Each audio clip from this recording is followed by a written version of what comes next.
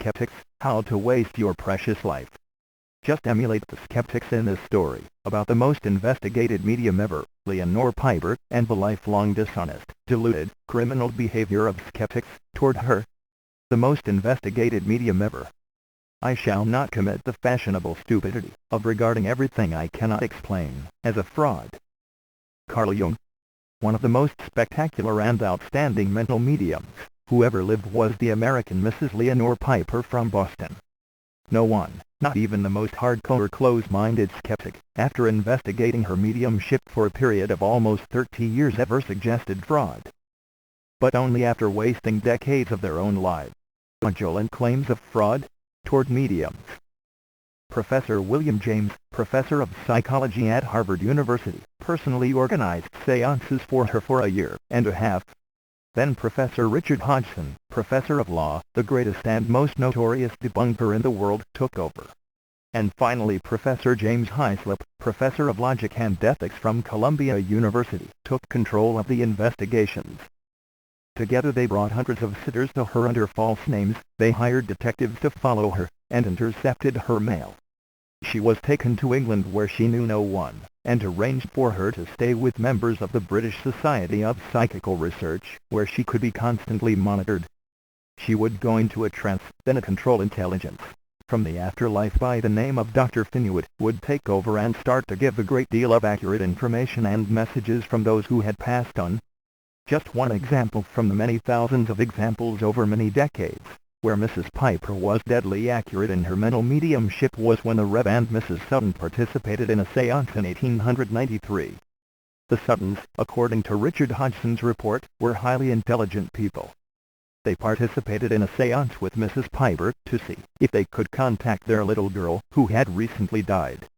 Skeptic Hodgson supplied a stenographer, so that what was stated through Mrs. Piper about the Suttons' little girl is now held in the archives of the Society for Psychical Research, see Proceedings 1898. Mrs. Piper was able to establish contact between the Suttons and their very much loved little girl from the afterlife. She confirmed that she used to buy buttons. She identified her Uncle Frank, and a friend, who had died with a tumor, and made reference to her brother by his pet name. She made reference to her sore throat and paralyzed tongue, and that her head used to get hot before her death. She referred to Dinah, her doll, to her sister Maggie, and to her little toy horse. She also sang 2 songs, the same songs she had sung immediately before she died. The Suttons had no doubt that they had made contact with their little girl, and were especially happy when she reassured them, "I am happy. Cry for me no more." Skeptics converted, but after a long time. Initially, there had been a great deal of criticism and skepticism about Mrs. Piper's mediumship. But when the information and the messages from the afterlife were so consistently accurate over so many years, eventually even the second most skeptical member of the SPR, Richard Hodgson, formally conceded that Mrs. Piper's mediumship was genuine, and he acknowledged that the information was coming from intelligences in the afterlife. Richard Hodgson had been expected by the skeptic SPR leadership to discredit Mrs. Piper. And he had tried to discredit all established mediums, including Madame Blavatsky and Aesopia Palladino. He had been especially chosen by the SPR, and sent to investigate Mrs. Piper's mediumship in its very early stages. Before he went to investigate Mrs. Piper, he stated that he was going to show how she was able to use tricks so successfully, or in his own words, how Mrs. Piper obtained information previously by ordinary means, such as inquiries by Confederates. Skeptics always claim to know everything in advance. It's their natural dishonesty and crippling self-delusion, and an indirect accidental claim of skeptic ESP, we humorously note. Hodgson was determined to expose Mrs. Piper. He engaged private investigators to follow her, to report on whom she met outside her home, to intercept her mail, to invite negative, dummy, sitters, infiltrators, saboteurs, unknown to anyone, to her sittings, and to do everything possible to prove that Mrs. Piper was not a genuine medium. Despite all the opposition, and all the obstruction and controls, the incredibly accurate information kept pouring through Mrs. Piper. Then Hodgson started to argue that her control, Dr. Finuit, was a split-off portion of Mrs. Piper's mind. It was argued that since Dr. Finuit could not identify who he was when he lived in this dimension, he could not be real. Or that because he could not answer certain questions on philosophy then he really did not exist. Or that telepathy explained all. The imputation of these arguments of course is to completely deny the existence of the afterlife. Pathological denialism, it's called skeptics, you can practice it for a lifetime, but the evidence stands, regardless of your dishonest behaviors. Hodgson's limitations. Clearly, Hodgson's objections were not technically valid. Writers on psychic phenomena, even contemporary writers, have been too enthusiastic to write favorably about what Hodgson claimed about mediums. But these writers repeatedly failed to show that he was under a great deal of pressure from the leadership of the SPR to fight against mediums. Failed to show that Hodgson's presumption of fraud was a deliberately uncontrolled extraneous negative and intervening variable. Failed to show that the onus shifted onto Hodgson to technically rebut the evidence produced by Mrs. Piper about the afterlife. Failed to criticize Hodgson for not using science to reject the afterlife. Failed to show he was not qualified to properly administer psychic validity and reliability tests. In his initial objections, Hodgson himself failed to show that his claim about telepathy was a valid claim. Mrs. Piper had the competence to read other people's minds. Mrs. Piper could read minds, while unconscious at a séance. There is no escaping the issue of who had the technical burden of proof. The onus clearly was on Hodgson to prove that his objections were valid. But he did not prove anything. He just said words to the effect, "I can't prove anything at all. I can't prove fraud.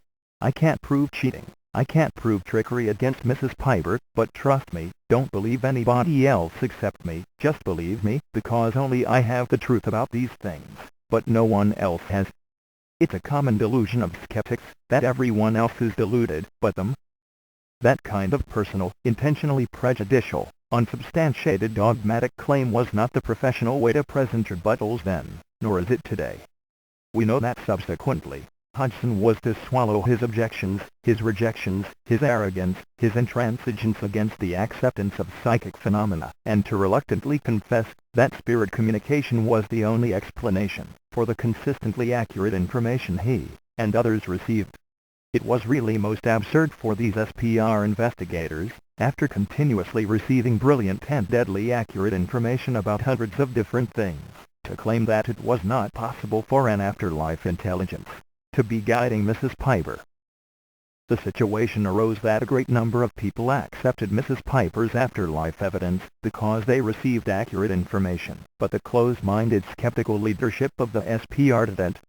Their strategy was that if they could discredit and destroy Mrs. Piper's control Finuit, they would destroy any notion that anyone from the afterlife was involved at all. So, it must be telepathy.